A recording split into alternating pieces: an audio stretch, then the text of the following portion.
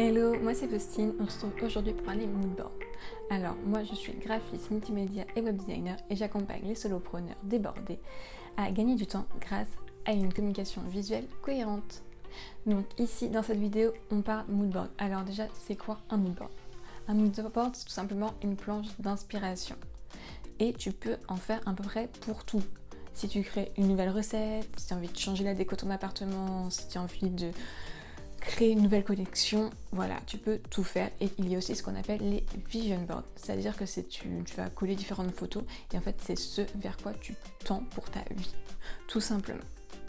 Mais si on en revient plus simplement à la création d'un moodboard pour ta marque, dis-toi que ton moodboard va t'apporter de la compréhension et va te guider dans la création de l'univers visuel de ta marque.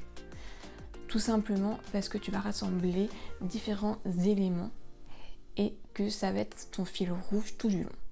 Donc en fait c'est assez simple à réaliser mais ça va te demander beaucoup de recherche.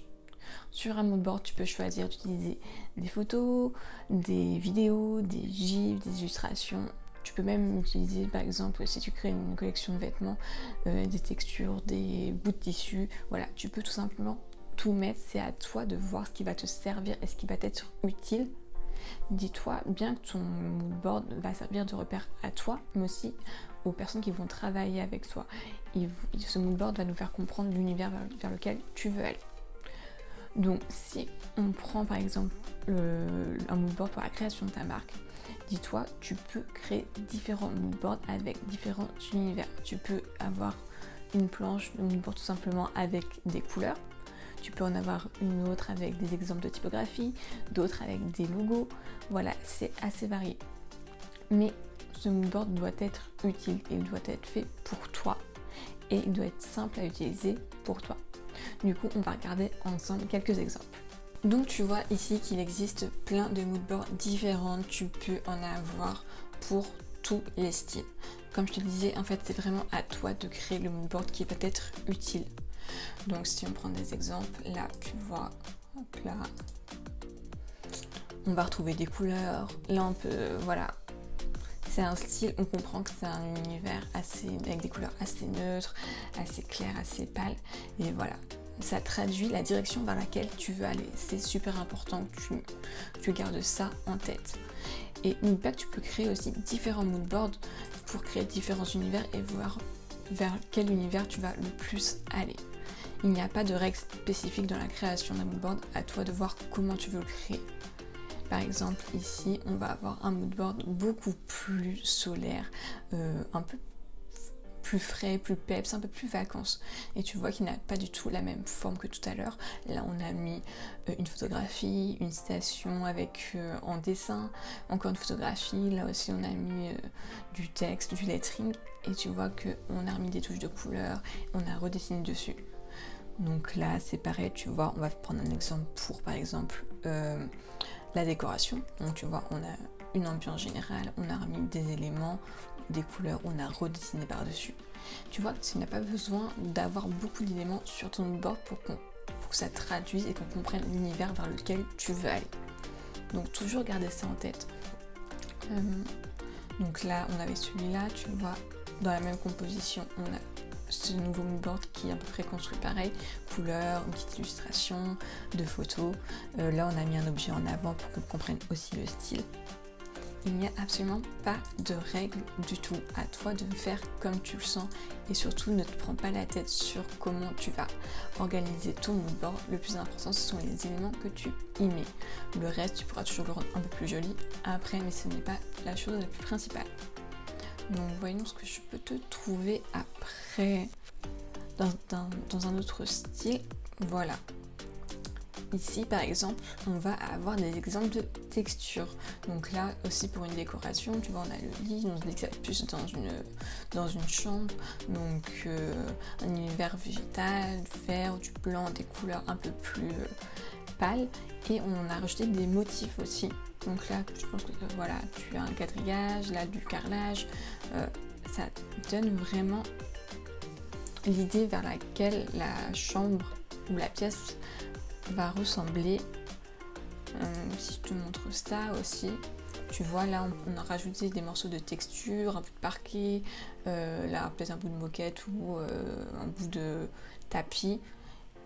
Mais voilà, tu vois qu'on peut construire des moodboards assez différents. Mais le plus important, c'est qu'ils soient compréhensibles et qu'ils t'aident, toi, à garder un fil rouge, une ligne directrice sur l'univers que tu vas donner.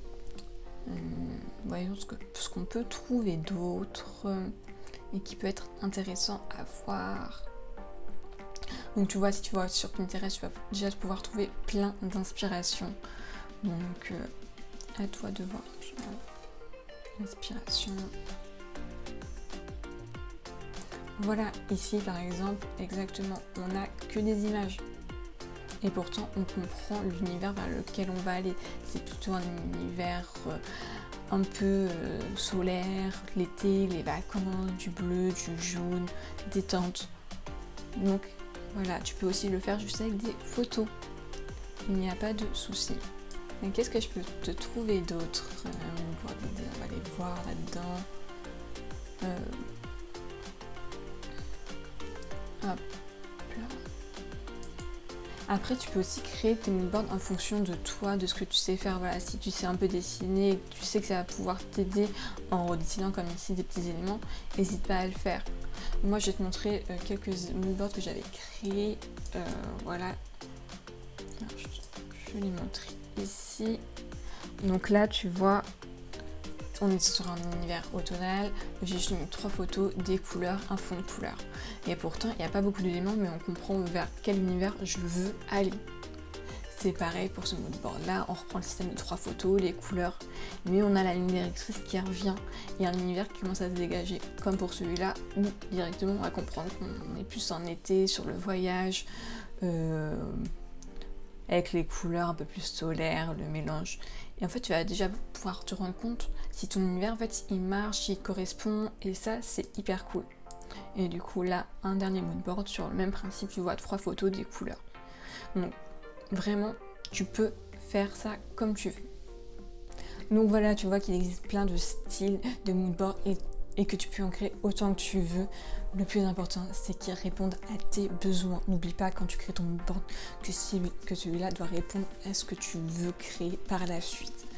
Alors, quand tu fais tes recherches, ne pars pas dans tous les sens non plus. Essaie de rassembler tes images, tes documents, tout ce que tu veux et les organiser. Déjà, tu peux les organiser par dossier. Ça peut t'aider à créer tes moodboards par la suite pour pas que tu en aies partout. Tu peux gagner du temps tout simplement comme ça. Et puis n'hésite pas à faire autant de moodboards que tu le souhaites si tu veux tester différents univers, si tu sais pas trop où aller. Et donc ça, tu vas pouvoir les comparer les uns aux autres. Et tu peux voir ce qui marche pas. Tu peux avoir une idée, de te dire je veux absolument faire ça. Et finalement, quand tu vois les moodboards, tu vas te dire je suis pas fan de cette idée, je préférais celle-là, je trouve que ça représente mieux mes valeurs, mon message. Et du coup, tu vas partir sur cette ligne directrice.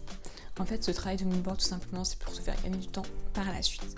Tout ce travail de recherche est important, est essentiel. Et c'est-à-dire que si tu commences à créer sans avoir fait ton moodboard, tu peux partir dans tous les sens, tester différentes pistes, ne pas savoir vraiment où tu vas. Alors que si tu crées ton moodboard et que tu as déjà fait une sélection de la piste et l'axe créatif vers lequel tu veux aller, ça veut dire que tu as déjà éliminé certaines pistes que tu sais que ça n'ira pas avec ta marque, ce que tu veux créer. Imagine, tu veux rester, si on prend l'exemple d'un restaurant, parce que on peut créer beaucoup de choses avec un restaurant dans son univers graphique, ça peut être du coup sa décoration, son identité visuelle, ses cartes de visite, ses menus, voilà, c'est très très large son logo, il y a vraiment beaucoup d'éléments graphiques. Et si tu pars sur un univers tropical, un univers tropical, végétal, c'est bien, mais tout le monde n'aura pas la même vision de l'univers tropical ou végétal que toi. Et pour ces deux mots-là, tu peux avoir 30 visions différentes. C'est pour ça qu'il est bien de contextualiser et de visualiser en amont, et pour qu'aussi, si tu travailles avec différentes personnes, que toutes ces personnes soient d'accord avec la vision que toi tu as et que vous avez pour ce fameux restaurant dans son ensemble, dans son univers et de son identité graphique.